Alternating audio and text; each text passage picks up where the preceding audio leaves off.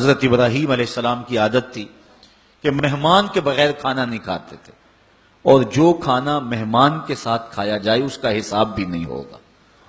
ساری زندگی یہ ان کو معمول رہا ہے۔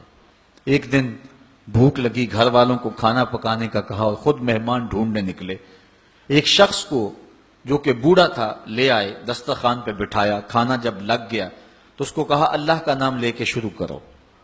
اس نے کہا میں تو اللہ کو نہیں مانتا۔ آپ نے فرمایا کہ میں تیرے سے کوئی ربط، رشتہ اور تعلق نہیں رکھتا، اللہ ہی کے نام پہ تجھے کھلا رہا ہوں، تو میرے رب کا نام تجھے کم از کم لینا چاہیے۔ اس نے کہا میں تو بتوں کا پجاری ہوں اور روٹی کے چند ٹکڑوں کے لیے اپنے بتوں سے بے وفائی نہیں کر سکتا۔ حضرت ابراہیم علیہ السلام بولے جب تو اتنا غیرت مند ہے کہ میرے رب کا نام نہیں لیتا اور اپنے بتوں سے بے وفائی نہیں کر سکتا، تو پھر میرا بھی تو کیا لگتا ہے، اگر میرے رب کو نہیں مانتا تو میں تو کھانا اس رب کے نام پہ کھلاؤں گا، کھاتا ہے تو ٹھیک، نہیں تو تیری مرضی۔ وہ حضرت ابراہیم علیہ السلام کے دسترخوان سے اٹھ کے چلتا بنا، وہ گیا تو جبریل امین حاضر ہو گئے، سلام دیا، سندیسہ سنایا۔ رب کہتا ہے اے میرے خلیل، تو نے میرا ایک بندہ ناراض کر دیا۔ یا اللہ، وہ تیرا بندہ تھا، وہ تو تیرا نام لینا گوارا نہیں کرتا تھا، اور تو فرما رہا ہے کہ وہ میرا بندہ تھا۔ ارشاد ہوا ابراہیم بتاؤ اس کی عمر کتنی ہوگی؟ یا اللہ 80 سال کے قریب ہوگی۔ کہا اتنا عرصہ ہو گیا نا میں اس کو رزق دے رہا ہوں، تم ایک دن نہیں کھلا سکے؟ اب حضرت ابراہیم اس کو ڈھونڈ رہے ہیں، وہ دور پہاڑ پہ جا چکا ہے، اس کے قریب پہنچے، کہا میاں کھانا ٹھنڈا ہو رہا ہے جلدی آؤ۔ اس نے کہا ایک شرط ہے، تمہارے رب کا نام نہیں لوں گا۔ کہا نہ لینا آؤ۔ تو کہنے لگا لہجے میں اتنا گداز، اتنی نرمی کیسے آ گئی؟ تم تو کہتے تھے رب کے نام کے علاوہ کھلاؤں گا نہیں۔ کہا کہ اسی رب کا ہی تو پیغام آیا ہے کہ میں بھی اس کو دے رہا ہوں۔ اس نے کہا اگر تیرا رب اتنا اچھا ہے تو کھانا بعد میں کھائیں گے، پہلے اس کا غلام بنا لے مجھ کو۔ تو وہ رب ہے سب کا، ہمارا حق ہے کہ ہم اس کی پوجا کریں۔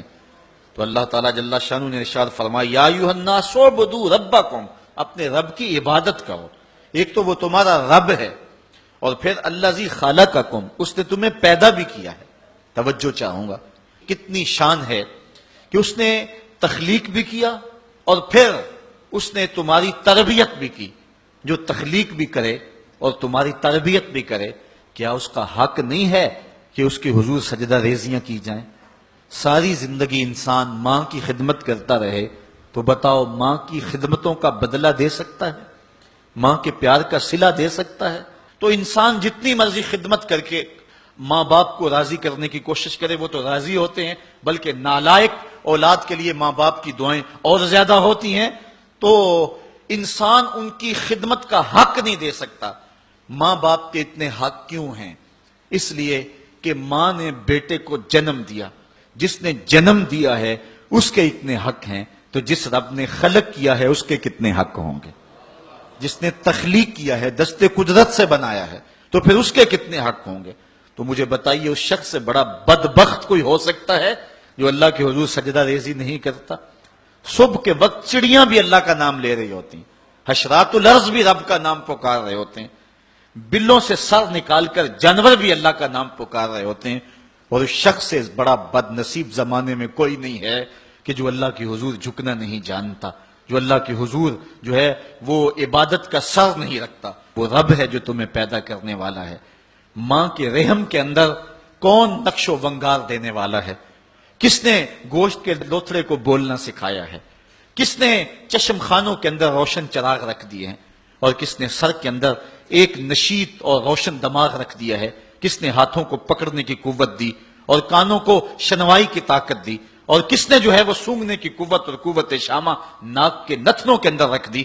کون ہے جو ٹانگوں میں زور پیدا کرتا ہے؟ کون ہے جس نے چھاتی کو طاقت دی؟ کون ہے جس نے انسانیت کو احسن تقویم بنایا؟